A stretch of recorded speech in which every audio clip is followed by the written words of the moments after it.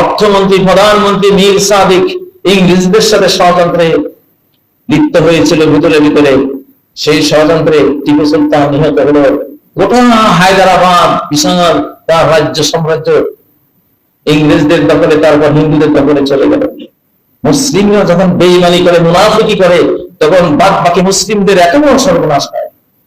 বাগদাদে 18 লক্ষ মুসলিম নিহত হয়েছিল। সারা বিশ্বের মুহাদ্দিস, সারা বিশ্বের ফকিহ, আইনজ্ঞ, রাষ্ট্র পরিচালনাকারী, বিশ্ব নেতৃবৃন্দ, এইরকম 18 লক্ষ মুসলমান জবাই হয়েছিল কার ষড়যন্ত্রে?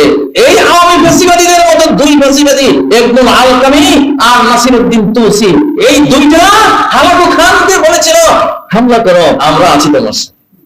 ওই দুইটার ষড়যন্ত্রে 18 লক্ষ মুসলিম জাতির ক্রিম জ্ঞানী গুণী বিজ্ঞানী বাগদাদে নিহত হয়েছিল। ইতিহাস তো এটা।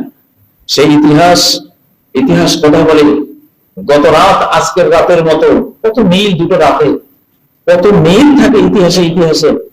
প্রিয় ভাইয়েরা, এই যে ভারতে বসে বসে এরা কি করছে? নাসিরউদ্দিন তুসি আলকামি যদি 18 লক্ষ মুসলমানকে একটা শহরে খুন করে থাকে, এত অল্প জনসংখ্যার মধ্যে, আর 45,000 আওয়ামী ফ্যাসিবাদী মুসলিম বিদ্বেষী হিন্দু জঙ্গিদের সাথে ওখানে গিয়ে রাখি বন্ধনে আবদ্ধ হয়েছে। ওখানে কত কোটি মানুষের হত্যার পরিকল্পনা করে বসে আছে। ওখানে দেখেন না কিভাবে মোদী সরকার নমস্কার দেয়, নিজ হাতে মূর্তি বানিয়ে কিভাবে মোছে, কিভাবে শুয়ে পড়ে, কিভাবে বসে পড়ে। সেই জন্য মূর্তি পূজার ধর্মগুরু এতটা কট্টর হিন্দুত্ববাদী ধার্মিক সে। নেতানিয়াহু তার ওল্ড টেস্টামেন্ট, তাওরাত কিতাব ছাড়া কোনো কথাই বলে না, কিন্তু সেটা জানে না তার ইহুদি রেবাইরা, ধর্মগুরুরা সবকিছু মিথ্যা লিখে রেখেছে। ওই মিথ্যার উপরে তারা কত কঠোর, গোটা বিশ্ব গারদ করে দিচ্ছে মিথ্যা ধর্মের উপরে। তারপরও তারা খাঁটি ধার্মিক, মিথ্যা ধর্মের খাঁটি ধার্মিক। ওরা ধর্মটা মিথ্যা, কিন্তু মিথ্যাটাকে তারা খাঁটি ভাবে গ্রহণ করে, তারা মানে।